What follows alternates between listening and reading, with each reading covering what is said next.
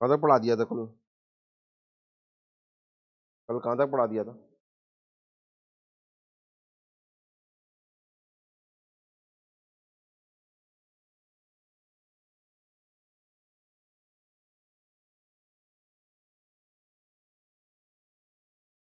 कल कहाँ तक? शोध कर, शोध एवं विकास में सहायक।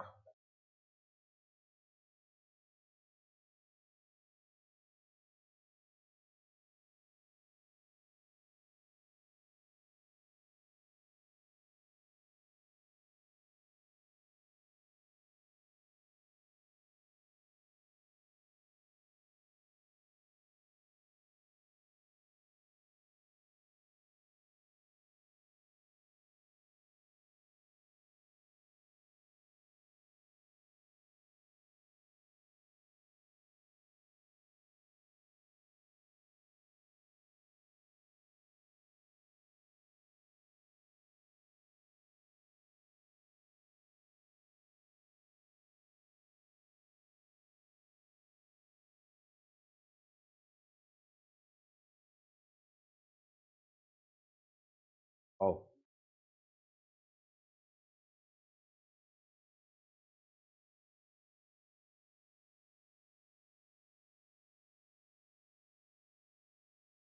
ये पढ़ रहे थे अपन, क्या पढ़ रहे थे?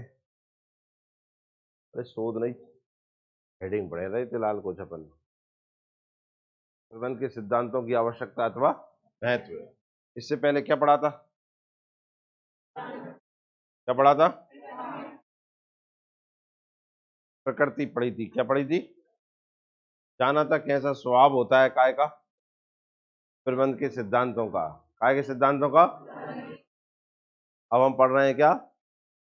अब उसकी आवश्यकता क्यों है? स्वभाव जान लिया तो उसकी क्या पढ़ रहे हैं हम? आवश्यकता। क्यों आवश्यकता पड़ती है किसकी?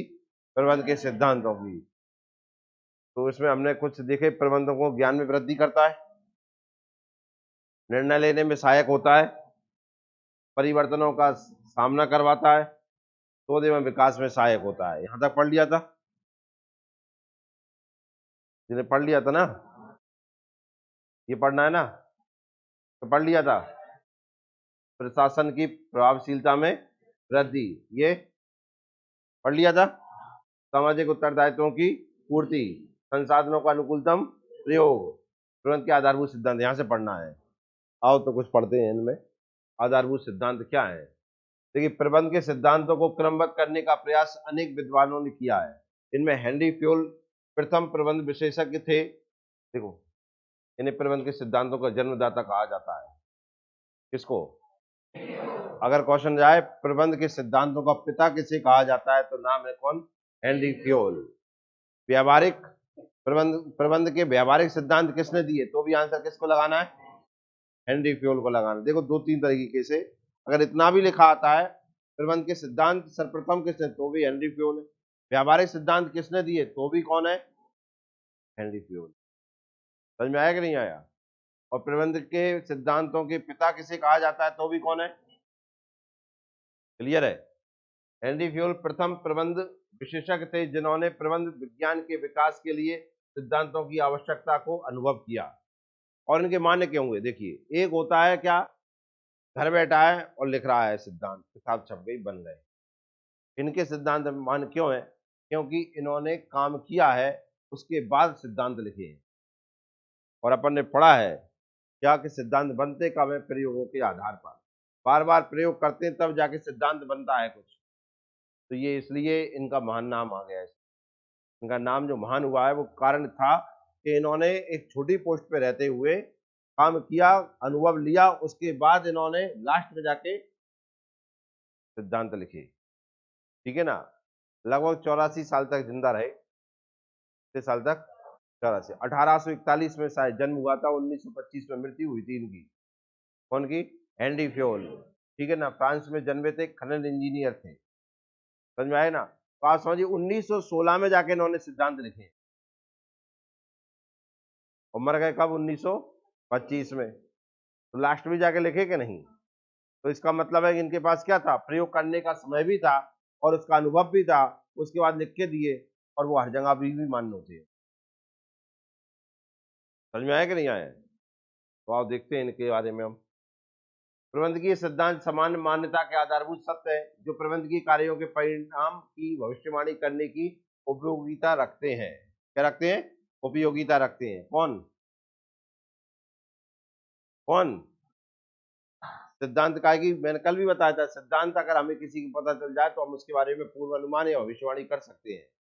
बताए थे कि नहीं? हाँ, अच्छा ये बताएंगे प्रबंध के सिद्धांत की परिभाषा में भविष्यवाणी का उपयोग किस विद्वान ने किया है? किसने? तो कितने भयंकर याद है तुम्हें।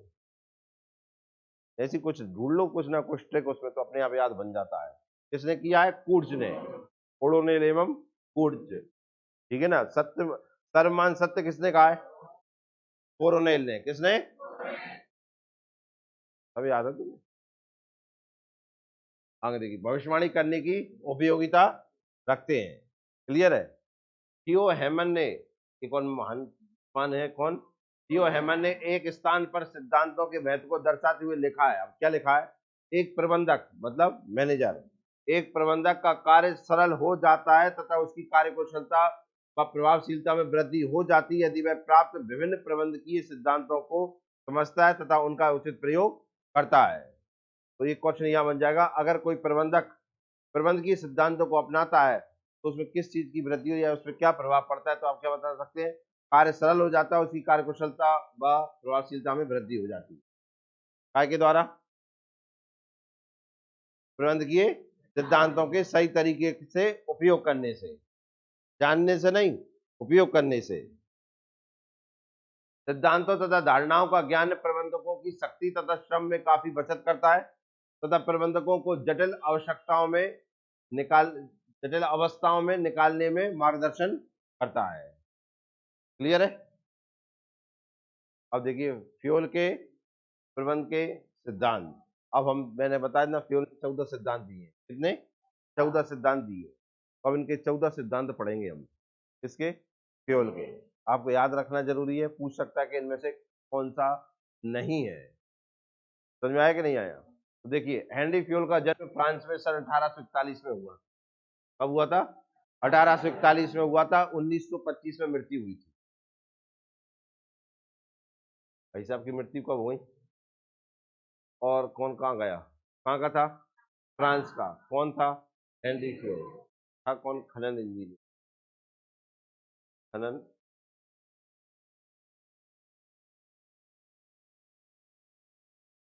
कौन था? खनन इंजीनियर। समझ में? उसमें ये खनन में इंजीनियर मतलब खनन में काम करने वाले इंजीनियर हो गया, और पोस्ट इसकी कनिष्ठ अधिकारी था। कौन था? कनिष्ठ जूनियर ऑफिसर था। ठीक है ना। उनकी औपचारिक शिक्षा एक होती है औपचारिक, एक होती है अनौपचारिक शिक्षा। दोनों जानते हैं आप? औपचारिक और अनौपचारिक। औपचारिक शिक्षा हो रही है कि जी अनौपचारिक हो रही है? औपचारिक कौन सी है? और एक होती है कौन सी? हम में कौन सी आए? सबसे ज्यादा जिंदगी का अनुभव देती है अनौपचारिक शिक्षा। पाला तुम्हें सबसे ज्यादा पढ़ना है कौन सी शिक्षा से? अनौपचारिक शिक्षा से। कौन से? अनौपचारिक शिक्षा से। ठीक है ना। कौन हैगा? कहते हैं ना सर लाइव क्लास ले रहे हैं। ठीक है ना। कौन सी होती है? एक औपचारिक और एक अनौपचारिक शिक्षा होती है। ठीक है ना। अनौपचारिक शिक्षा जो होती है वो हमें ज्यादा काम आती है। देखिए, ये जो औपचारिक शिक्षा का काम है ये चलेगा आपका जब तक नौकरी नहीं लगती है तब तक। हाँ, ओवर एज हो गए तो काम खत्म हो जाएगा। फिर जिंदगी भर जो चलना है वो क्या चलता है? अनौपचारिक शिक्षा चलती है। क्या चलती है? अनौपचारिक शिक्षा चलती है। क्लियर है कि नहीं है? पढ़ना कभी समय मिले तो आगे देखिए। उनकी औपचारिक शिक्षा इंजीनियरिंग में हुई और सन 1860 में उन्होंने फ्रांस की खनन या खान कंपनी में कनिष्ठ अधिकारी के रूप में नौकरी की और सन 1887 में ये मुख्य कार्यकारी पद पर पहुंच गए। कौन से पद पर? मुख्य चीफ एग्जीक्यूटिव ऑफिसर बन गए। कब? 1860। खैर हमें इनके बारे में कुछ नहीं करना, जन्म मृत्यु ध्यान रखो बस। ठीक है ना। कब कौन सी पोस्ट मिली, नौकरी लगी, जन्म कुंडली नहीं निकाल के ले आना है अपन। ठीक है ना। उनके अनुभव ने प्रबंध के बारे में उनके विचारों में बड़ा योगदान दिया।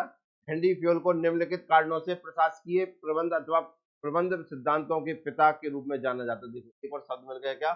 प्रशासकीय प्रबंध के सिद्धांत किसने दिए हैं? तो आंसर क्या हो जाएगा? Henry Fayol. कौन हो जाएगा? Henry Fayol. तो 3 हो गए। देखो, व्यवहारिक प्रबंध के सिद्धांत, प्रशासकीय प्रबंध के सिद्धांत या प्रबंधकीय सिद्धांत। तो सर्वप्रथम दिए वो किसने दिए? Henry Fayol. किसने? इस कारण से क्या कहा गया? प्रबंध के सिद्धांतों के पिता। कहा गया प्रबंध सिद्धांतों के पिता कहा गया किसको? हेनरी फ्योल को। ठीक है ना। उन्होंने एक औद्योगिक संगठन के तकनीकी एवं प्रबंधकीय कार्यों में स्पष्ट अंतर किया है। का काम करा है इन्होंने। देखिए क्या, औद्योगिक संगठन के तकनीकी एवं प्रबंधकीय कार्यों में स्पष्ट अंतर किया। ठीक है, क्या तकनीक काम होता है और क्या उनका प्रबंध होता है, दोनों में अंतर बताया है।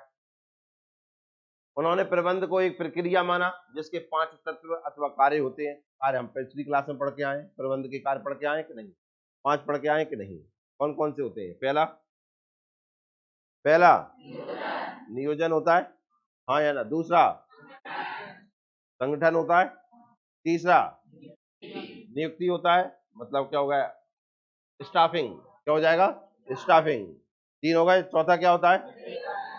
चौथा मतलब डायरेक्शन होता है, हाँ या ना? 5वां नियंत्रण मतलब कंट्रोल होता है, हाँ या ना? तो ये 5 कार्य पढ़ के आए कि नहीं आए?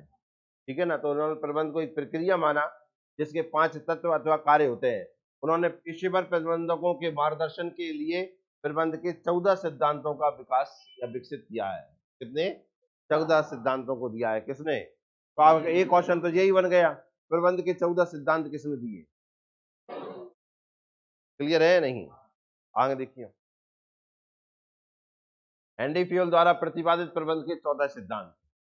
किसके? हेनरी फ्योल का कितने सिद्धांत पढ़ेंगे? 14 सॉरी। फ्योल के सामान्य प्रबंधन के सिद्धांत देखिए 14 दिख रहे हैं। कार्य विभाजन का सिद्धांत। कौन सा? कार्य विभाजन का सिद्धांत।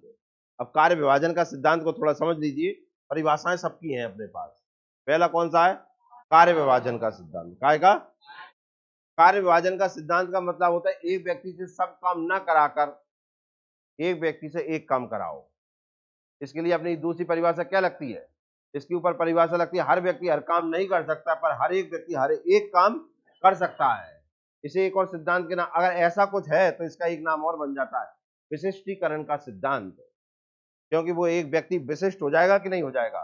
भाई कोई एक काम करेगा तो उस काम में विशिष्टता हासिल कर लेगा कि नहीं?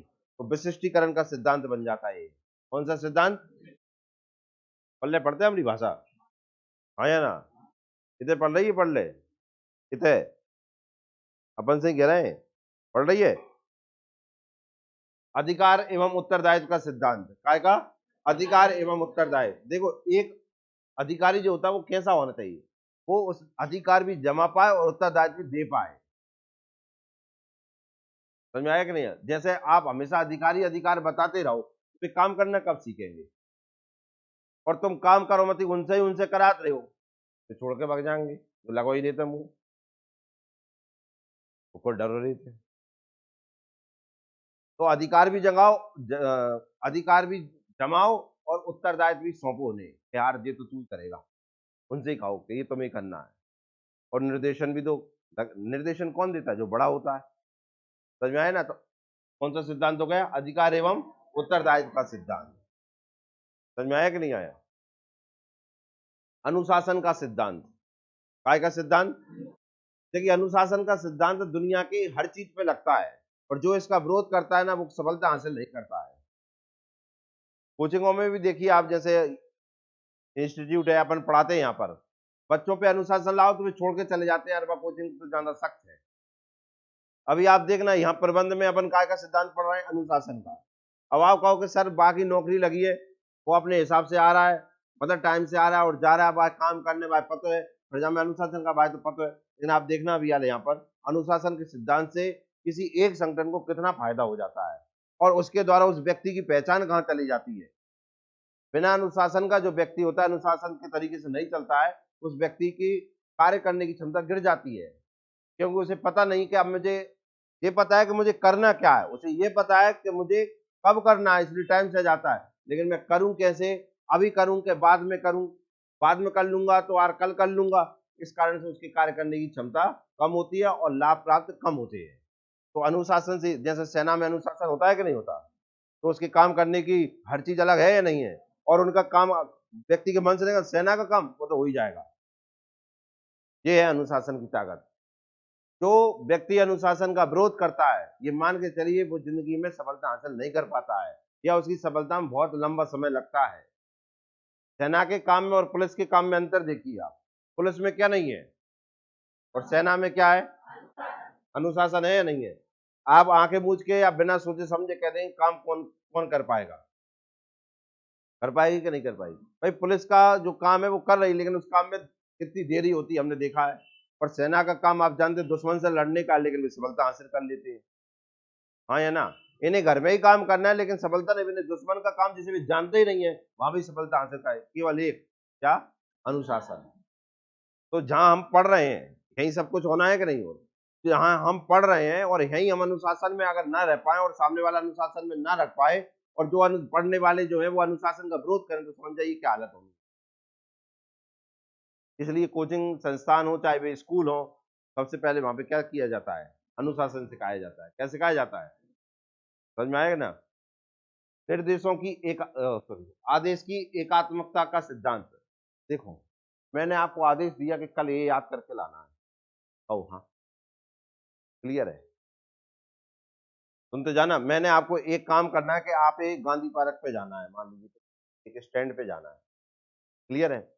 एक और सज्जन आए, उन्होंने कहा तुम्हें स्टेशन पे जाना है। एक और आए, माने कि तुम्हें बस स्टैंड पे जाना है। एक और ने कहा सुनो, मेरे को जो काम कर रही है सब है, तुम बताओ कौन की बात मान?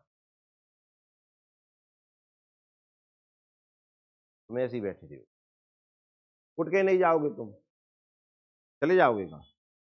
मैंने कह दी भन चले जाओ। एक और आए, उन्होंने कह दी उधर चले जाओ। एक ने कहा यार इधर चलो जाओ, एक ने कहा यार भन चलो जाओ। तुम बताओ कितने जाओगे? कौन की बात मानोगे? मान पाओगे? मान पाओगे? नहीं मान पाओगे ना। इसलिए क्या होना चाहिए? आदेशों की एकात्मकता। आदेश देने वाला एक व्यक्ति होना चाहिए। तो इसलिए कर्मचारी बहुत होते हैं, अधिकारी एक होता है। समझ में आए ना? घर में भी देखो, घर में सबरी मालिक बन में फिर रहे होंगे, घर चले, घर बिखर जाए। घर का मुखिया एक है तो घर बेहतर चलता है। सदस्य तो बहुत हो गए पर मुखिया एक होना चाहिए। समझ में आए ना? और घर में जितने ही सदस्य में सबरे ही मुखिया बन में फिर रहे हैं, तुम जानते हो कि 2 दिन बाद मामला टूटने वाले ही है, लगे लगे होने वाली ही है। हाँ या ना? घर में मान लीजिए ये पुरुषों में हो गया, पुरुषों में लट टूटेंगे। महिलाएं अपने आप में ही बन में फिर रही है का मुखिया, तुम जानते हो कि बर्तन की आवाज मोहल्ला जरूर सुनाई देगी। हाँ या ना? तो ये होता है आदेशों की एकात्मकता। आदेश देने वाला व्यक्ति एक होना चाहिए। से काम का जो काम करने वाला व्यक्ति होता है वो एक दिमाग से काम कर पाता है, और वो सही काम कर पाएगा कि नहीं? हाँ या ना? आदेशों में भूल तो नहीं होगी कि नहीं होगी? दूसरा, निर्देश की एकात्मता। भाई निर्देश, आदेश दे रहा है और ये क्या हो रहा है? निर्देश। भाई आदेश तो दे, ये काम, निर्देश इसे ऐसे करना है। अब इसे ऐसे करना है तो नहीं नहीं ऐसे नहीं आया, ऐसे करना है। अरे वो मजा ना आओ, तू अब ऐसा कर ले, जाके तू ही कर ले, फिर बता दीजिए कैसे कर ले। समझ में आया कि नहीं आया? हाँ या ना? जैसे एक एग्जांपल दें तुम्हें, सुनना आप ध्यान से। दो एग्जांपल, एक चीज के दो एग्जांपल दे रहे हैं, आप सुनना ध्यान से। बचपन में अपन क्रिकेट खेले, अच्छा तो अभी अब पढ़ के यार क्रिकेट खेलेंगे, ने कही चलो भाई खेले, वही पटवारी देखा ही थी। तुमने देखा हो अपन क्रिकेट खेल रहे होते हैं, अब वो एक बैटिंग कर रहा है वहां पर, अब बॉलिंग हो रही है, तो वो एक टीम का एक सदस्य ऐसा होता है, वो वहां को नेता होता है। कप्तान नहीं हो, नेता होता है। कप्तान कैसा होता है वो बताएंगे अभी, पहले वो नेता है। अब बाय पतो है मुझे बॉलिंग करने है, बाय जो भी पतो है कि मुझे कैसे करना है, लेकिन वो कह रहा नहीं ऐसे कर। मान मान लो जाना दूर से दे दो, 4 रन हो गए, 6 हो गए, तो कार्य कैसे डाल रही बॉल, ऐसी डालना है तो पता है वो बैटिंग कर रहा हूँ ना, पर टीम को नेता ढंग से कर, हार का मजा ही नहीं आ रहा यार। और बाकी अरे यार कैसे खेल रहा हो यार, जो वो कह रहा हो यार ले तो मैं खेल लो यार। अब भाई भारतीय टीम है, उधर देखो कैच छूट जाता है, कोई कुछ नहीं कहता, पीट सकता, बाकी चले जाता। यही होता है ना। कोई मान लीजिए रन नहीं भी बना रहा है लेकिन उसे कोई कहने नहीं आ रहा है, हाँ है ना, सब अपने हिसाब से खेलते हैं। क्या में होता है कप्तान, क्या में होता है नेता। अब चूंकि वो मैच हार जीत में क्यों चला जाता है, मतलब चल क्यों जाता है, क्यों दो ही तरफ नेता आएंगे, एक तरफ कप्तान हो और एक तरफ नेता हो, तो तुमने जान नेता जीते वो। अब दो नेता ऐसी भयंकर टक्कर हो जाती है, लगे पूरी टीम है कम के फील्डिंग छोड़ दे, का रे का के नहीं जाओ का, बॉल चली गई बगल, खाली सो रहा हो का। अब मान लो जी भारतीय टीम का रन लगे तो मैच देख भी बजा रही है, सुन भी बजाएगा। तो जी क्या है, निर्देशों की एकात्मकता होनी चाहिए कि नहीं। कोई एक काम करवाता है, जैसे कप्तान वहां है, वो कह रहा है जो होना चाहिए वो करवा रहा है, बाकी खिलाड़ी अपनी जगह पर खड़े हैं, लेकिन जहां सबरी कह रहे क्या कर रहा हो, जहां से क्या करवाई थी यार, मना कर रहा हूं तुम्हें, कप्तान कह रहा बेवकूफ है वो पे, समझ में आया कि नहीं आया। सामूहिक हितों के लिए व्यक्तिगत हितों का समर्पण। जब आप किसी संगठन को आगे बढ़ा रहे हो तो खुद के व्यक्तिगत हित छोड़कर किसके हित देखना चाहिए, किसके किसके सामूहिक। समझ में आया कि नहीं है। जब आप टीम बना के जा रहे हो तो खुद नेता बन के ना खेले, टीम ये देखे कि जज जीत जाए, मामला मेरी बैटिंग पहले जाए, और बैटिंग जैसी भाई मैं घर घूम आऊं, पता है फील्डिंग करा घर ही थे। कर्मचारियों को उचित पारिश्रमिक देना, क्या मतलब आप उनसे काम कराए तो उन्हें उतना भी देना जितना बनता है। इससे क्या होगा, वो काम करने में क्या करेंगे और उन्हें उत्सुकता जागी, हाँ काम करेंगे। केंद्रीकरण एवं विकेंद्रीकरण। केंद्रीकरण का मतलब होता है शक्ति एक जगह हो, विकेंद्रीकरण का मतलब है कि कर्मचारी भी खुल के काम कर पाए, इतनी शक्ति उनके पास भी हो। पल्ले पड़ रहा है। केंद्रीकरण का मतलब क्या होता है, केंद्र एक हो जाना, केंद्र एक हो जाना। कंपनियों में काम करने में केंद्रीकरण चलता है, अधिकारी केंद्रीकरण करते हैं क्योंकि उनके पास शक्तियां होती हैं, हाँ है ना। पर कुछ कर्मचारियों के पास भी शक्तियां होती है कि काम हमें कैसे करना है, समझ में आया कि नहीं। तो इसे कहते हैं क्या, विकेंद्रीकरण, समझ में आया। लेकिन हमारा देश काय पे चलता है, केंद्रीकरण पे कि विकेंद्रीकरण पे, विकेंद्रीकरण पे, काय पे, हाँ है ना। पंचायतों का चलना है, इसका सबूत है कि हमारे राज्य हमारे देश में क्या है, विकेंद्रीकरण है। पंचायतों को अधिकार दे रखे ना कि तुम्हें काम का करना है, तुम जानो, तो वो काम वो रोड डलवा रहे हैं, कहाँ हेडपंप लगवा रहे हैं, कहाँ क्या करवा रहे हैं, ये स्वयं पंचायत निश्चित करती है। तो इसे कहते हैं क्या, केंद्रीकरण। सोपान श्रृंखला, मतलब सोपान श्रृंखला मतलब है कि ऊपर का जो मालिक है और कर्मचारी से डायरेक्ट नहीं बात करता है, करता है क्या, पूछ रहे हैं आपसे। वो क्या करता है, अपने अधीनस्थ कर्मचारी से बात करता है, अधीनस्थ और अधीनस्थ से करता है, फिर अधीनस्थ कर्मचारी से बात, यही चलता है कि नहीं। तो ऊपर से उठ के सीधा हो जाता है। जैसे मान लीजिए आपके शहर में रिलायंस पेट्रोल पंप है, तो अम्बानी रोज हजार तो ला हिसाब देगी कि देगा, ऐसे ही चलता है क्या, पूछ रहे हैं आपसे। वो तो अपने अधिकारियों को दे रहा है, अधिकारी सब में कर रहे हैं आदेश, व्यवहार में कर रहे हैं, तो सब पे कंट्रोल चल रहा है। तो इसे कहते हैं क्या, सोपान श्रृंखला। कौन सी श्रृंखला, व्यवस्था का सिद्धांत।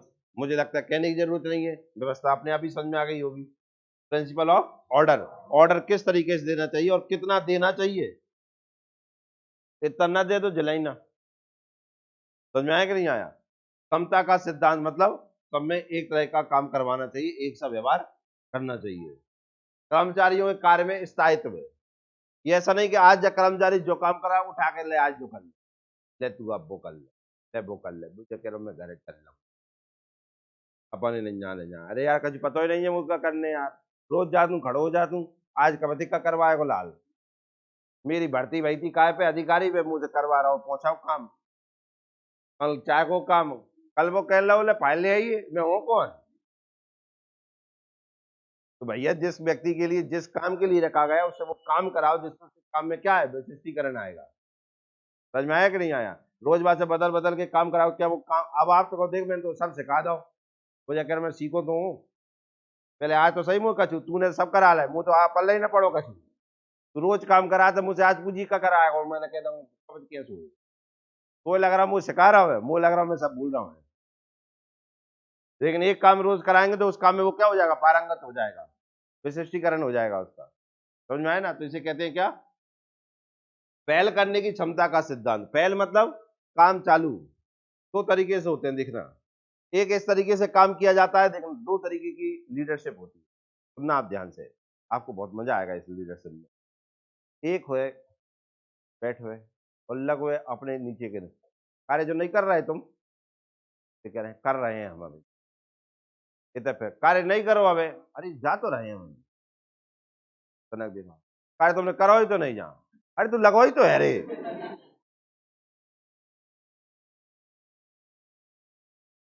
कर रहे हैं ना भाई। पता चलो सुबह की बात है थी, कहाँ आ गई, संजा हो गई, कार्य कर नहीं रहा, बस लग गए। एक दूसरा देखना, काम करा है वो खुद ही उठा के काम करने लगा, वो खुद ही उठा के काम करने लगा, खुद ही उठा के काम करने लगा, तो कर्मचारी सोचो लाल कर लो नहीं, अब यार तो का किए वो साहब काम कर रहे हैं, पीछे पीछे सब करने लगे कि नहीं, हाँ या ना। जैसे अब देखना घर में पिताजी मोड़ा से कार्य तो सुबह काम कहती तू नहीं करवा बेटा, वो भाई से चल रहा हूँ कर देंगो, थोड़ी देर बाद कार्य तूने अभी तक सुनी नहीं मेरी, बस जा ही रहा हूं मैं, यही चल रहा है घर में, पिताजी का यही चलता है कि नहीं चलता है। फिर आखिर में जाकर फिर पिताजी में और बेटा में भयंकर कार्य, एक बार में सुनत नहीं है तू, क्योंकि वो बात इसलिए मान हो जाती है कि पिताजी बेटा को डर है पिताजी जूता को, अब यार चालू हो गए तो कौन आखिर में मान जाता है, पर एक बार में नहीं मान रहा, कितनी बार में मान रहा है, दो चार बार में मान रहा है। लेकिन माता जी को देखो एक आध बार कहते हैं, कितनी बार, एक आध बार कहते हैं और तुम जानते हो खुद ही करने लगती है, हाँ है ना। तो सबरे पूरे घर के काम होने लगते हैं, होने लगते हैं कि नहीं, और माता जी जब तक सो के नहीं उठी तुम जानते हो सबरे डरे ही है, मैं सबरे डरे कि आज बड़ा मजा आ रहा है, और बब्बी सुबह उठ गई और काम करने लगी, तो उन्हें सबरे करे इतनी जल्दी कहा उठ जाते हो, तो किस बात का रही है कि बे उठ गई, तो किस बात का है अब हमें उठने पड़ेगी, समझ गए, तो इसे क्या कहते हैं, काय का पहल करने की, घर में पहल होती है कि नहीं होती, कौन करे पहले, पिताजी कह रहे सबरे तुम कर लो काम, लेकिन माता ये कह रही होती है क्या, मैं करती हूँ काम तुम अपने आप करोगे फिर, सहयोग की भावना का सिद्धांत, सहयोग मतलब एक दूसरे के साथ काम करना मिलकर, क्लियर हुआ कि नहीं हुआ, तो ये कितने सिद्धांत हो गए, 14, हमें समझ में आए थोड़े थोड़े, अब हम एक एक की परिभाषा पढ़ेंगे, ठीक है ना। कार्य विभाजन का सिद्धांत देखिए, केवल कार्य कुशलता के लिए विशिष्टीकरण को आवश्यक मानते हैं, इसको विशिष्टीकरण, अब विशिष्टीकरण कैसे आता है, कार्य विभाजन से आता है, कैसे आता है, इनके अनुसार कार्य विभाजन का नियम केवल कार्यशाला स्तर पर ही लागू करना पर्याप्त नहीं, अपितु इसे सभी कार्य चाहे वे प्रबंध संबंधी हो अथवा तकनीकी तकनीकी पर समान रूप से लागू किया जा सकता है, हाँ या ना। मतलब चाहे घर में हो चाहे कंपनी में, हर जगह कार्य क्षमता का सिद्धांत कार्य विभाजन का काम करेगा कि नहीं करेगा। घर में भी मान लीजिए आप एक काम करने में होशियार हो गए, तो आप वो काम और अच्छे से कर पाएंगे कि नहीं, सब काम करने की जगह घर में कोई एक काम पे आपको विशिष्टता हासिल हो गई, और सबसे बड़ी बात कि आपको पता रहेगा डेली मुझे यही करना है, तो आप जल्दी जाएंगे और अपना काम करे आएंगे। लेकिन आप मान लो सारे काम करें तो आपको पता ही नहीं है रोज के मुझे क्या करना है, दोनों चीजें हो रही, एक काम अच्छा हो रहा है और एक काम जल्दी हो रहा है, हाँ या ना। और घर में जितने सदस्य हैं उन्हें पता है मुझे कौन कौन सा काम करना है, सब अपने अपने काम में लग गए, काम हो गया, ये कंपनी में चलता है। भर्ती भी इसी प्रकार से, आप पटवारी बन रहे हैं, कौन बन रहे हैं, तो आप पटवारी बन रहे हैं, तो कब बैंक में जाके बैठेंगे, लाओ आज तो लाओ सबरे पैसे जमा मैं ही कर देता हूँ, पता चलो बैंक की जमीन ना पे आए, पट तो करता हूँ जो मैंने कल से बैंक के कर्मचारी जहां बच जाइए जो फट होगा जहाँ खेती होगी, कैसे ही करोगे क्या, आपको विशेषता हासिल हो रही है कि नहीं हो रही, सिखा रहे हैं पढ़ा रहे हैं, लग जाओगे, उसके बाद ट्रेनिंग व्रेनिंग के द्वारा आप एक काम में पारंगत हो जाएंगे कि नहीं, हाँ या ना। तो आप एक काम बहुत अच्छे से कर पाएंगे कि नहीं, पर्याप्त नहीं, अपितु इसे सभी कार्य चाहे वे प्रबंध की संबंधी हो अथवा तकनीकी पर समान रूप से लागू किया जाना चाहिए। कार्य विभाजन के सिद्धांत का सकारात्मक प्रभाव देखिए, इससे क्या फायदा होगा, विशिष्टीकरण के लाभों को प्राप्त होना, जैसे कार्य की किस्म में वृद्धि, उत्पादन की गति में वृद्धि एवं संसाधनों के अपव्यय में कमी होना। मुझे लगता है ये समझ में आ गया, ऐसा क्यों होगा, कम खर्च होगा, फिजूल खर्च नहीं होगा और लाभ अधिक होगा, कैसे, कार्य विभाजन से। अगर कार्य विभाजन शब्द नहीं आया तो विशिष्टीकरण से। कैसे? कर्मचारियों की कार्य कुशलता में क्या होगी? मुझे लगता है इसे भी समझाने, कोई रोज एक काम करेगा तो कार्य कुशलता आ जाएगी कि नहीं? प्रभावपूर्ण काम करेगा कि नहीं? हाँ करना। क्लियर हुआ?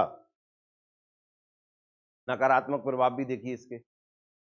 उपरोक्त सकारात्मक प्रभावों का प्राप्त न होना अर्थात विश्लेषण के लाभों का प्राप्त न होना, ये नकारात्मक। अगर ये चीजें प्राप्त नहीं हो रही तो ये क्या हो गई? नकारात्मक होगा कि नहीं? हाँ या ना? मतलब आपका जो आपने कार्य विभाजन अपनाया था वो सही नहीं लगा। हाँ या ना? भैया आपने देखिए कार्य विभाजन कर तो दिया, आप जानते हैं कार्य विभाजन, और आप सीख गए। हाँ आज से हम यही करेंगे कि जो काम एक तरह से सारे काम न कराकर सब लोगों से एक एक काम कराएंगे, एक से सब न कराकर सबसे एक एक कराएंगे काम। किससे कौन सा काम कराएंगे ये भी तो जानना जरूरी है। आपने खूब बना लिया कि एक से सब काम न कराकर सबसे एक एक काम कराएंगे, बहुत बढ़िया रहा, लेकिन किससे कौन सा काम कराएंगे ये भी पता होना चाहिए कि नहीं? अगर ये पता नहीं है तो काम के नकारात्मक प्रभाव आएंगे कि नहीं? हाँ या ना? कोई अकाउंट का काम करने वाला है, उससे तुम कोई दूसरा काम कराओगे तो क्या आपके कार्य में विशिष्टीकरण आएगा कि नहीं, या काम में कोई लाभ होगा क्या? नहीं, घाटा ही होगा कि नहीं होगा? तो जो अकाउंट वाला व्यक्ति है उसे अकाउंट वाला ही काम कराना पड़ेगा कि नहीं? तो ये भी तो जानना जरूरी है कि नहीं? हाँ या ना? कर्मचारियों की कार्यकुशलता में कमी का आना। कार्यकुशलता में कमी का आना, अगर अभी सही से नहीं किया काम तो कार्यकुशलता में कमी आ जाएगी। हाँ या ना? कार्य की पुनरावृत्ति के अवसर का आना, अगर आपने काम सही से नहीं सौंपा उन्हें और आपका कार्य सही नहीं है तो उन्हें बार बार काम करना पड़ेगा। क्लियर है? मतलब जो लाभ थे भी काम में बदल रहे हानि में, अगर आपका कार्य विभाजन सही नहीं है तो। अधिकार और उत्तरदायित्व का सिद्धांत। केवल के शब्दों में अधिकारों का परिणाम ही उत्तरदायित्व है। आपका क्वेश्चन, अधिकारों का परिणाम ही उत्तरदायित्व है। यह अधिकार का स्वाभाविक परिणाम और आवश्यक रूप से अधिकार का ही दूसरा पहलू है। तो जब भी अधिकारों का प्रयोग किया जाता है उत्तरदायित्व का जन्म स्वतः ही हो जाता है। मैंने आप पे ये कहा कि आपको ये करना चाहिए तो अब आपका उत्तरदायित्व बन जाएगा कि नहीं? हम मुझे और क्या परिणाम निकलेगा इसे ये पता चल जाएगा उत्तरदायित्व कैसा था और अधिकार कैसा था, मतलब सही व्यक्ति को काम दिया था कि नहीं दिया था, परिणाम यही बताएगा कि नहीं। मैंने आपको कोई काम सौंप दिया, यही मान के चलिए मैंने कल आपसे कहा कि कल मैं सुनूंगा, कल मैं टेस्ट लूंगा। अब आपका उत्तरदायित्व बन जाता है क्या आप याद करेंगे तो कल टेस्ट देने आएंगे। परिणाम ये बताएगा ना कि आपने उत्तरदायित्व कैसे निभाया। हाँ या ना? ठीक है, लिखा है अधिकारों का परिणाम ही उत्तरदायित्व, क्योंकि अधिकार जो जताया था आप पे क्या परिणाम निकल के आया तो उसे ये पता चलेगा उत्तरदायित्व कैसे निभाया गया। क्लियर हुआ कि नहीं हुआ? हाँ या ना? घर में कोई काम सौंपा जाता है, काम नहीं होता तो बस क्या करें? अरे मैं सोचो तू कर देगा, तू न निकलो कचू कर हमको। अधिकार और उत्तरदायित्व के सिद्धांत का सकारात्मक प्रभाव देखिए। यह सिद्धांत कर्मचारियों को लक्ष्य प्राप्त करने में सहायता करेगा। यह सिद्धांत बिना किसी देरी के समय पर उत्तरदायित्वों को पूरा करने में सहायता करेगा। यह सिद्धांत कर्मचारियों के विश्वास में वृद्धि करेगा। मैंने आपको एक काम सौंपा, इससे क्या वृद्धि हो रही? विश्वास की वृद्धि। मैं आपको सौंप ही क्यों रहा हूँ? विश्वास है तभी, ठीक है ना? ये सब नहीं हो रहा है तो जी क्या हो जाएंगे? नकारात्मक प्रभाव। और नकारात्मक प्रभाव देखते हैं, आवश्यकता से अधिक अधिकार दिए जाने पर उनके दुरुपयोग की अधिक संभावना का होना। अगर अधिकार ज्यादा दे दे तो उसका वे क्या कर बैठेंगे? दुरुपयोग कर बैठेंगे। क्या कर बैठेंगे? मैंने बात कर देख तू जो काम देख लिया करे, ऐसा काम देख, आज के तू ऐसा काम देख लिया तू कह मैं ही मालिक है तुम रहने दो। दुरुपयोग है या नहीं है? हाँ है ना? कर्मचारियों को यदि अधिकार नहीं दिए जाते तब उनके विश्वास में कमी आने की अधिक संभावनाएं रहती है। अगर आपने अधिकार नहीं दिए फिर लगेंगे यार अपना तो कुछ मतलब ही नहीं यार। समझ में आएगा नहीं? तो काय की कमी आ गई? विश्वास। किसके प्रति विश्वास? उस अधिकार या उस अधिकारी या उस कंपनी या उस संगठन के प्रति विश्वास की कमी। समझ में आए ना? मतलब व्यक्ति को एहसास दिलाना जरूरी है, यार तू देख लेना ऐसा, उसे ये जागता है देखो मैं भी कचू हूं। समझ में आया कि नहीं आया? आवश्यकता से कम अधिकार दिए जाने पर लक्ष्य को प्राप्त करने में कठिनाई का, तो ये क्या है? नकारात्मक। वांछित परिणाम न प्राप्त होने पर अधीनस्थों की उत्तरदेयता निश्चित न कर पाना। अगर आपने जो परिणाम के लिए आपने जो अधिकार दिए थे उससे वो प्राप्त नहीं होगा, क्या मतलब निकल के आ रहा है? सही उत्तरदायित्व प्राप्त नहीं हुआ कि नहीं हुआ?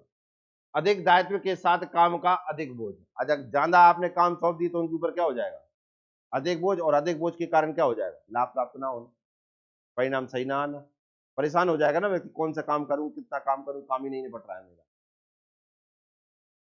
अनुशासन का सिद्धांत देखिए, अभी समझा रहा था मैं आपको अनुशासन क्यों जरूरी। देखिए, प्रबंध की सफलता के लिए संगठन में अनुशासन बनाए रखना नितांत जरूरी है, मतलब आवश्यक है, ठीक है ना।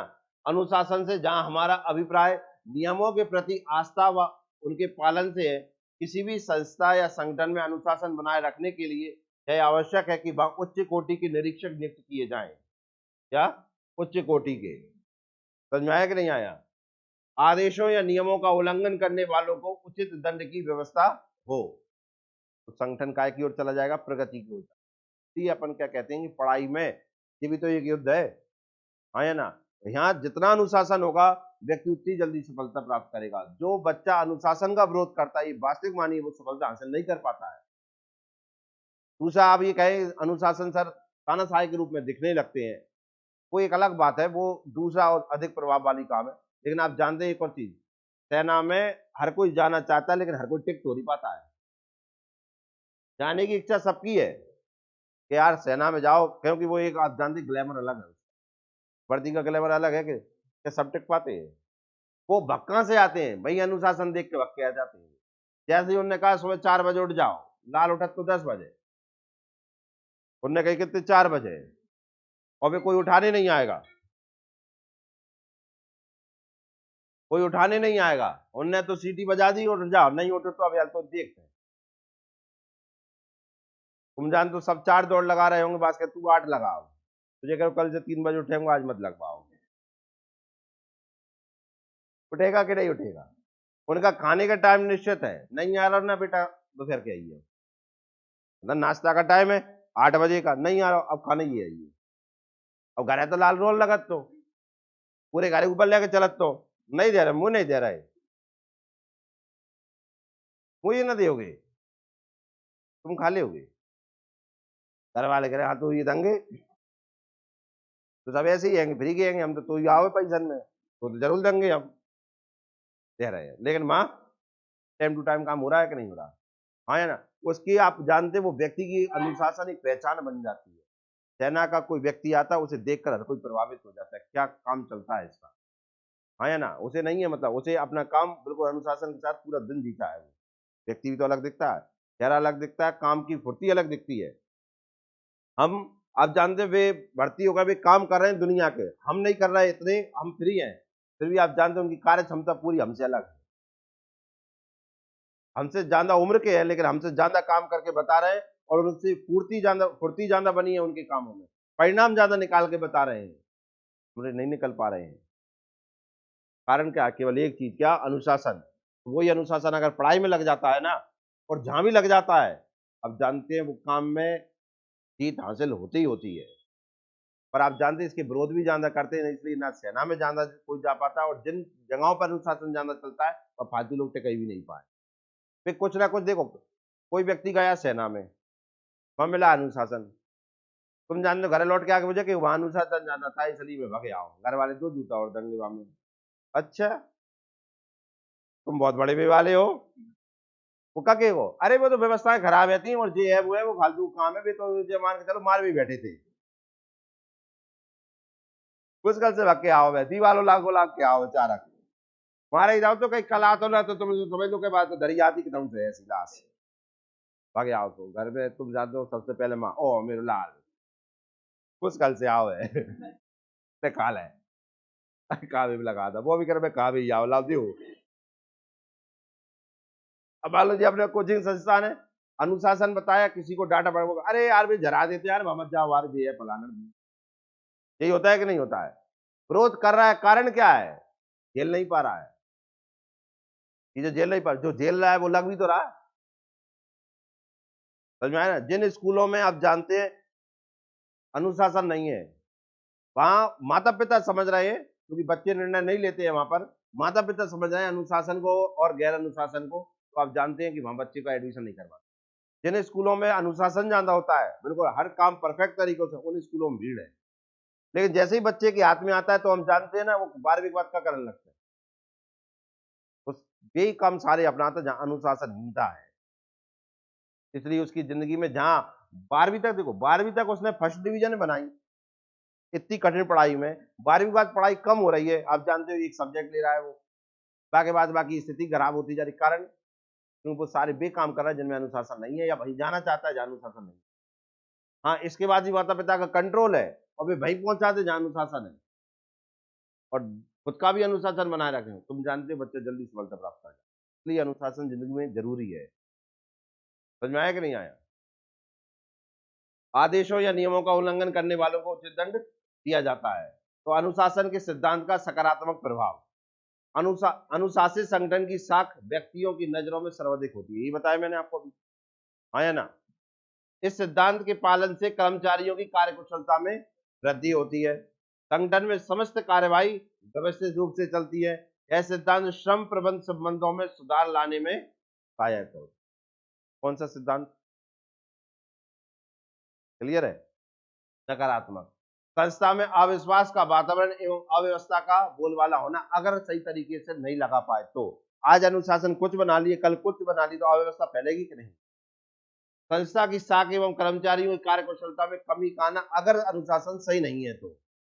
मतलब एक व्यक्ति ने अनुशासन कुछ ज्यादा ही कर दिया तो वो तानाशाह के रूप में बदल जाता है, इससे कार्यकुशलता में प्रभावशीलता खत्म हो जाती है। संस्था में दुर्व्यवस्था के आलम का होना, अनुशासन के अभाव में संसाधनों का अर्थहीन होना। क्या होना? क्लियर हुआ कि नहीं हुआ?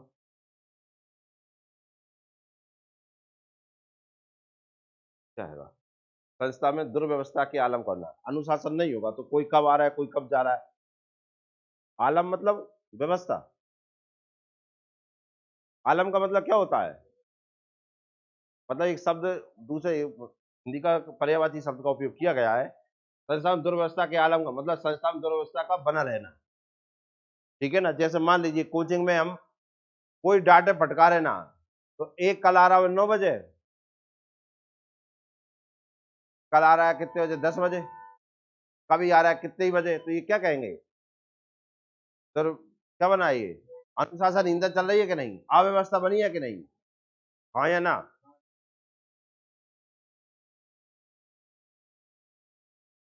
देखिए, समझ में आ गया आलम का मतलब? आगे देखिए, आदेश की एकात्मकता का सिद्धांत है, कर्मचारियों को एक ही अधिकारी से आदेश मिलने चाहिए। हम समझाए थे आपको, यदि एक से अधिक अधिकारियों से आदेश मिलेंगे तो उनका ठीक से पालन नहीं हो सकेगा। प्योल के अनुसार किसी संगठन में कर्मचारियों के कार्यकुशलता पूर्वक कार्यों के लिए आदेश की एकात्मकता का होना जरूरी है। हम भी समझते हैं कि नहीं समझते? आज समझते हैं इस चीज को, क्या आदेश 10 से मिलना चाहिए कि 1 से मिलना? काम कब कर पाओगे आप? जब 1 से मिले। तो फेल की जरूरत कह दीजिए, कह देते हम, जब हमें कह रहे हैं ना, तेरी जरूरत कब आएगी? नहीं, बात कह देते हम। आगे देखिए, अन्य शब्दों में प्रत्येक कर्मचारी का केवल एक ही अधिकारी होना चाहिए। क्या? प्रत्येक कर्मचारी का, अन्यथा अधिकार तथा आदेशों में घपला तथा मतभेद। क्या? घपला तथा मतभेद, कॉन्फ्लिक्ट एंड कंफ्यूजन उत्पन्न हो जाएगा। चित्र के माध्यम से देखिए, जो एक, देखो प्रत्येक कर्मचारी का एक अधिकारी है, हाँ, जो तो यही कह रहा हूं, मेरा अधिकारी, हाँ है ना? जिन्हें देखिए, मेरो कौन अधिकारी? समझ में आया कि नहीं आ रहा? जहाँ भी दे रहा हूँ आदेश, तय भी दे, मैं जाना हूँ, मैं करूंगा। तो कह रहा हूँ हाँ कोई दिक्कत नहीं, लेकिन जैसे ही जो कब हो रहा है जो यार, जो अब तो मर गए रे, अब ना हो पाया अपन से कभी। समझ में आया ना? तो आप बताइए कहाँ काम होगा? जहाँ एक अधिकारी है, हाँ क्या यहाँ काम होगा? झक्का हुए को, जहाँ झक्का हुए को, झक्का हुए को कन्फ्यूजन नहीं, जो उठा के सबरे ने मारेंगे, तीन नहीं।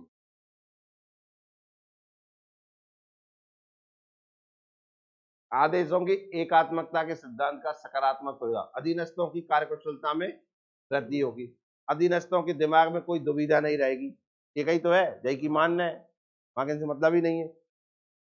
इस व्यवस्था से कार्रवाई में प्रभावकारिता में वृद्धि होगी, विभिन्न अधिकारियों के बीच अहम मतभेद का न होना, अहम ईगो। समझ में आया कि नहीं? भाई अपना लगे हैं, कोई दूसरा ही नहीं है वहां पर। क्लियर हुआ कि नहीं? इस नकारात्मक इसकी नकारात्मक से कर्मचारियों के दिमाग में भ्रांति उत्पन्न होगी। 4 अधिकारी आ गए, वे आदेश दे रहे हैं, तो आप बताओ कंफ्यूजन होगा कि नहीं होगा? ठीक है, कहा गया भ्रांति उत्पन्न होगी। उत्तरदायिता के निर्धारण में कमी एवं विभिन्न अधिकारियों के बीच अहम मतभेद का होना। मेरी नहीं मानी रे तूने आज? अच्छा तूने बाकी सुन ली, कल तो देख तो होंगे। कल आओ से लेकर तो काम ले जा करके बता हमारा है नहीं आ रहा एक दूसरे के प्रति।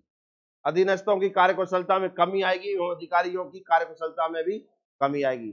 ना वे करा पाएंगे ना वे कर पाएंगे, दोनों की कमी आ गई कि नहीं? संगठन में अनुशासन बनाए रखने में कठिनाई का आना। मुझे लगता है समझ में आ गए होंगे। निर्देश की एकात्मकता का सिद्धांत। अब देखिए, फ्योल के अनुसार निर्देश की एकात्मकता से अभिप्राय व्यक्तियों के समूह को जिसका उद्देश्य एक समान हो, एक ही मस्तिष्क से एक ही योजना का निर्माण करना है। समझ में आए ना? मान लो जो कर्मचारी का मोटिव है कि अपने जो कंपनी का एक मोटिव है कि अपने ये प्रोडक्ट बनाना है और इस तरीके से बनाना है, तो सबके दिमाग में एक बात चली, हाँ अपने सबको इसी तरीके से काम करके ये चीज बनाना है। इसी क्या कहेंगे? निर्देशन की एकात्मकता। समझ में आए ना? मतलब कार्यशैली में एकात्मकता। हाँ या ना?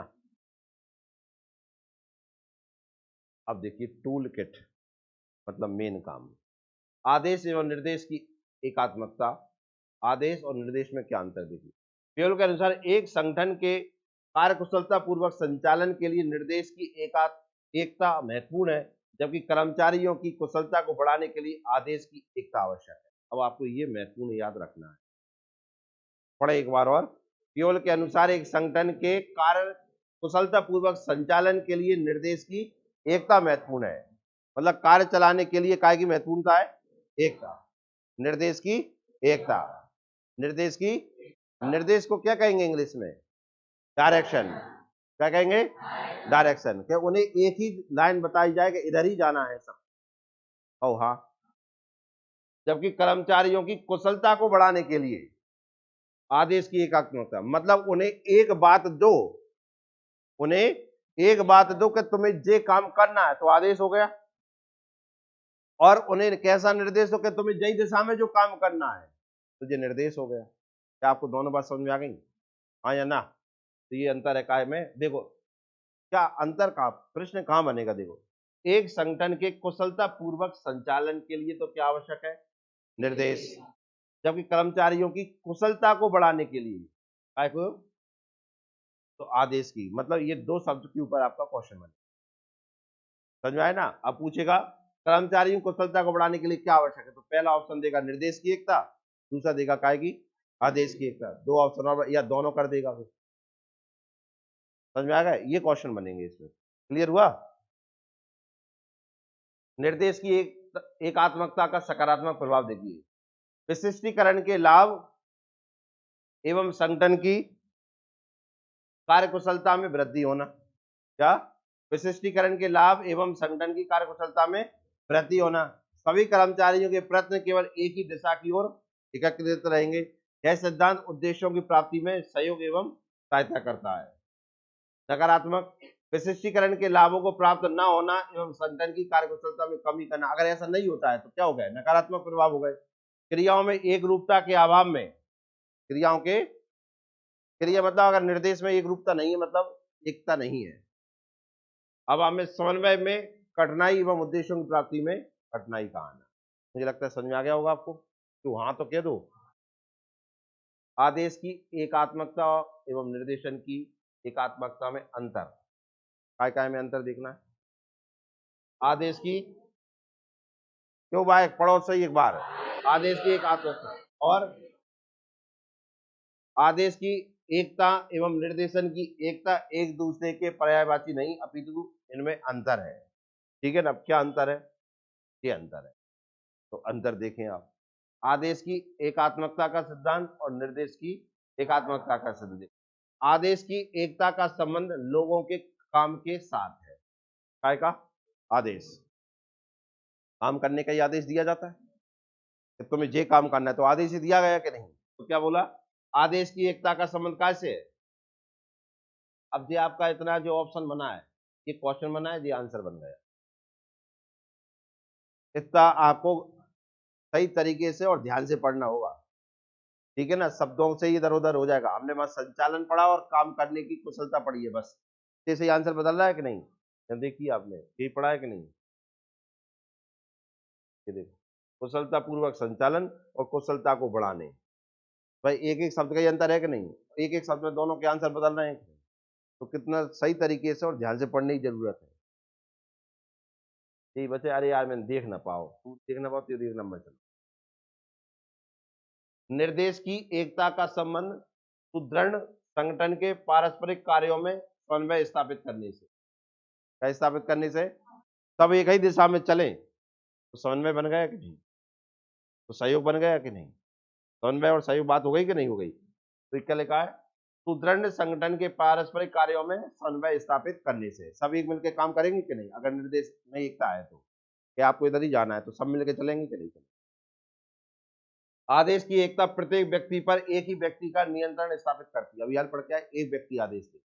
यहाँ निर्देश की एकता से विभिन्न विभाग अपने अपने विभागों के कार्यों एवं उद्देश्यों की पूर्ति के साथ साथ संगठन के सामान्य उद्देश्यों की पूर्ति में भी सहयोगी बनते हैं। क्या बोला, देखिए, निर्देश की एकता से विभिन्न विभाग, अलग अलग विभाग होते हैं, अपने अपने विभागों के, विभिन्न विभाग अपने अपने विभागों के, देखो क्या आ गया, कार्यों एवं उद्देश्यों की पूर्ति के साथ साथ संगठन के समान उद्देश्यों की पूर्ति में भी सहयोगी बनती है।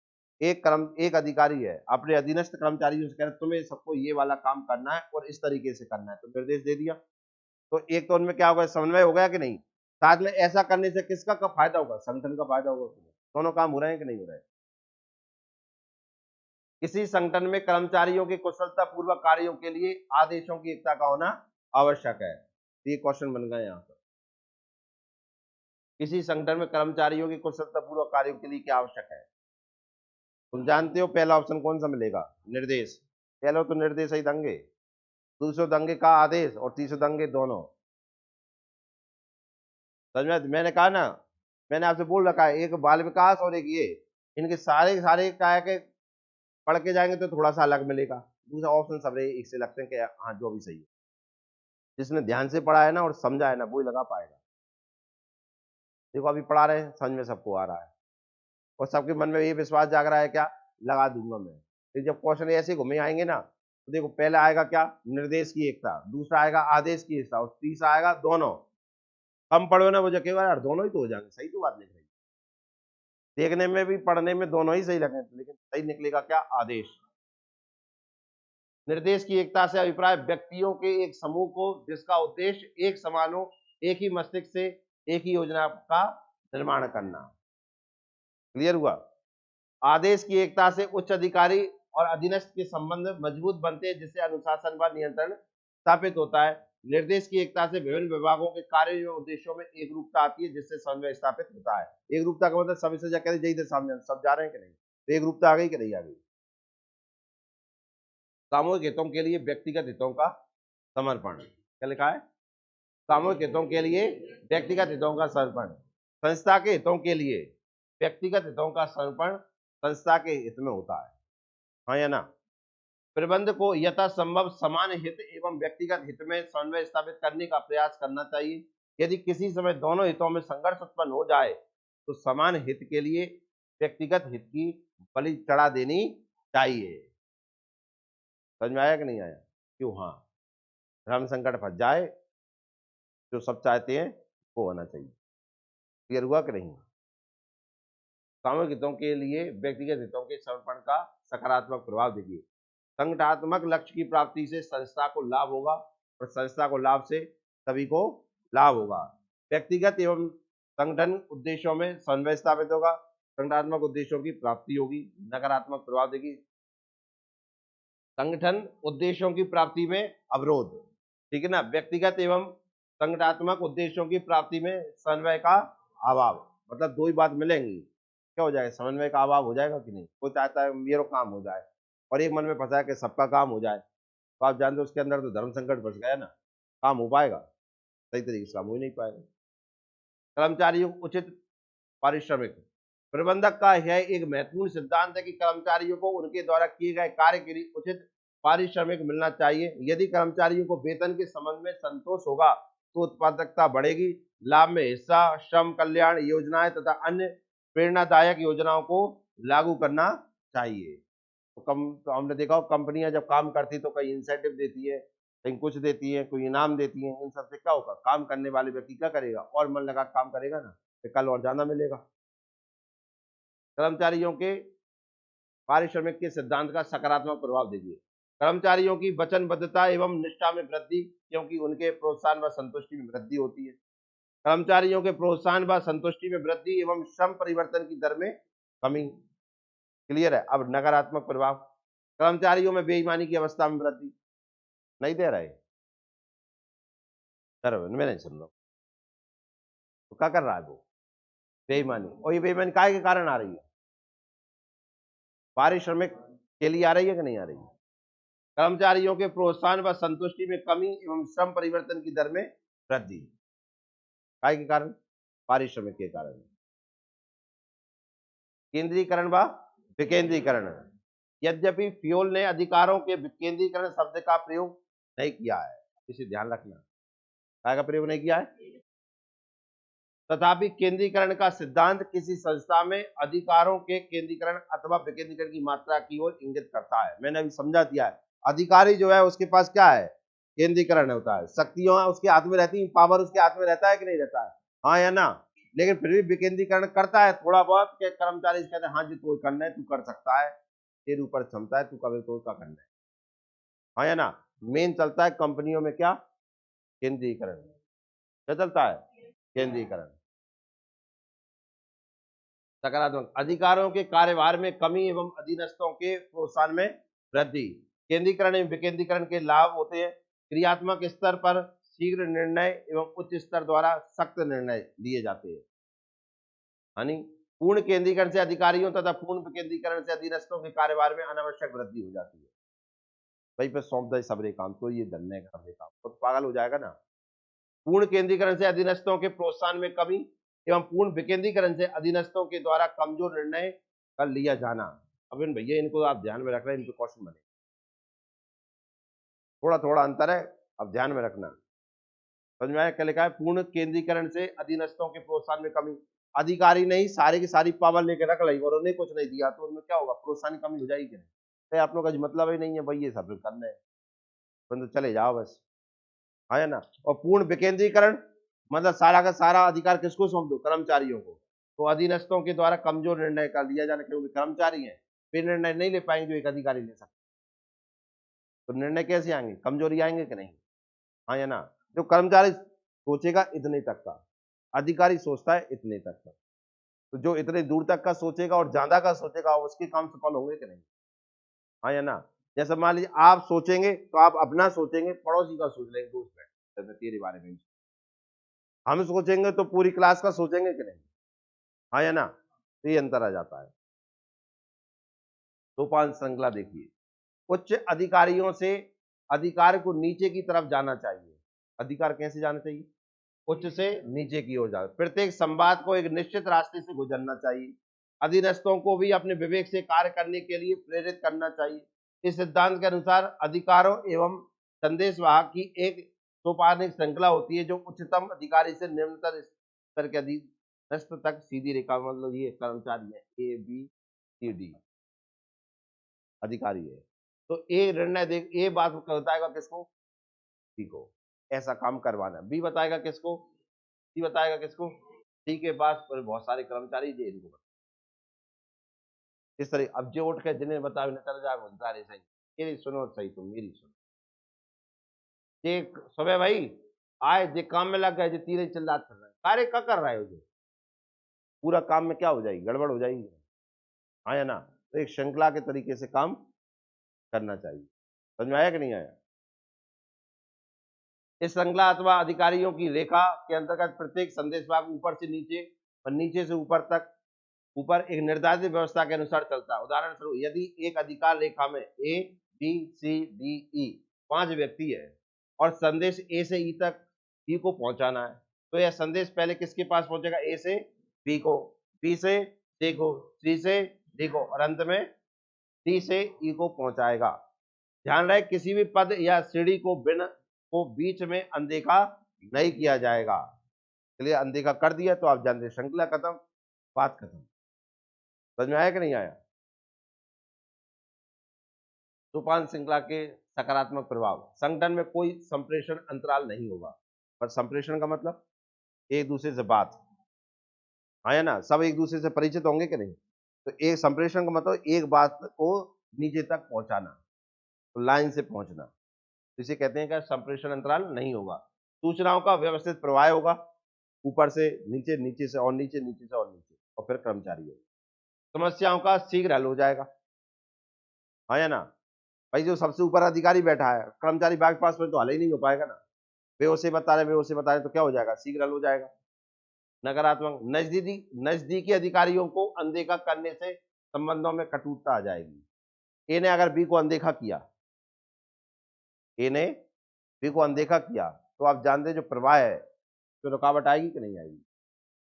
हाँ या ना? या मान लीजिए बी ने सी को बताया ही नहीं, तो कर्मचारी के पास बात पहुंच जाएगी क्या? हाँ या ना? पहुंचेगी? नहीं पहुंचेगी। सूचनाओं का अव्यवस्थित प्रवाह हो जाएगा। क्या? सूचनाओं को समय पर न मिलने से समस्याओं में वृद्धि हो जाएगी। तो प्रवाह बना रहना चाहिए कि अवरोध उत्पन्न होना चाहिए? बना रहना चाहिए। समझ में आए इतने कि नहीं आए? कितने समझा दिए तुम्हें मैंने? 9 सिद्धांत हो गए किसके? हेनरी फ्योल के। किसके? समझ में आए कि नहीं आए? देखो वैसे परिभाषाएं पढ़ ली हमने, बाकी मैंने 14 सिद्धांतों को बोल के ही समझा दिया था आपको किस है, हाँ या ना? पढ़ना हमें जरूरी है कि कोई विशेष चीज मिल जाती है, क्वेश्चन बन जाते हैं, पर हम शब्दों को समझें पहले कि परिभाषा में जो शब्द में हेडिंग है वो क्या कहना चाहती है, फिर परिभाषाओं को याद करो। याद करने से ज्यादा देखो समझने की जरूरत है। और खुद पे लगाओ कि मैं एक प्रबंध हूं या सॉरी प्रबंधक हूं, तो मैं कैसे काम करवाऊंगा। मैं एक अधिकारी हूं तो कैसे काम करूं, सब काम अपने आप हो जाएगा, सब काम याद हो जाएगा आपको, रटने की जरूरत नहीं पड़ेगी, समझ में पूरा आ जाएगा। आप अपने आप को रखना। देखो हमें एक ही चीज पढ़ना है पूरे में, क्या? प्रबंधक प्रबंधक प्रबंधक। अच्छा है कि प्रबंधक खुद ही बन जाओ और फिर सोचो कि मैं कैसे काम कराऊंगा। तुम यहाँ बैठे हो, तुम्हारा कोई गांव है, घर है, ठीक है ना, वहां काम करने वाले हैं, गांव पे मजदूर लगे हैं। अब आप जानिए कि आप हर बात उन्हें बता भी जाओगे कि आप जानते हो कि गांव पे किसी अपने घर वाले से कह दोगे जो घर पे रहता है, वो जाके कर्मचारियों को बता देगा कि ये काम ठीक रहेगा कि आपका जाना ठीक रहेगा? बताइए, बताना ठीक रहेगा ना? हाँ या ना? तो बताइए फ्यूल के सिद्धांत आज काम कर रहे हैं कि नहीं कर रहे हैं? एक और अगर सही तरीके से देखा, कुछ काम तो तुम वैसे ही ऐसे कर रहे हो जो फ्यूल ने कहे हैं, नहीं कर रहे आप। वैसे आप मुझे बताओ, गांव पे कोई काम हो, मजदूर से काम कराना हो, तो आप जा जाके करवाते का? आपसे पूछ रहे हैं आपसे, वहां जाते रोज और फिर वहां से काम करा के तो दिन में 2-4 बजे चले जाते? पूछ रहे हैं आपसे। आज भी कैसे कराते थे आज तक? ऐसे ही कराते, फोन कर देते थे आप, घर वाले उनसे करा लेते थे। क्यों? हाँ। या मान लीजिए घर गांव पे पापा रहते हैं आपके, बड़े रहते हैं, बाजार का काम है, वे बार बार आके वही कर रहे हैं, पता है कि तुमसे फोन करके कहते तुम यहाँ के करके दे, यही चलता है कि नहीं चलता? तो क्या है, प्रवाह है कि नहीं है? तूफान श्रृंखला है कि नहीं है? तो काम तो हम पहले से ही कर रहे हैं, बस उनके आगे अब नाम लगा दो का जो फ्यूल ने कही थी। कौन ने कही थी? फ्यूल ने कही। तो बहुत, इसलिए मैं कह रहा हूँ कि खुद को प्रबंधक मान के आप पढ़ें तो आप बेहतर पढ़ पाएंगे, आपको समझ में पूरा जाए। मैं होता तो कैसे कर,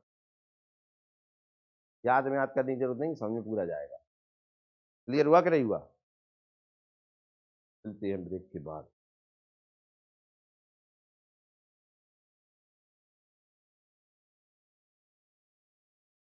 लालो कल संक्रांति है,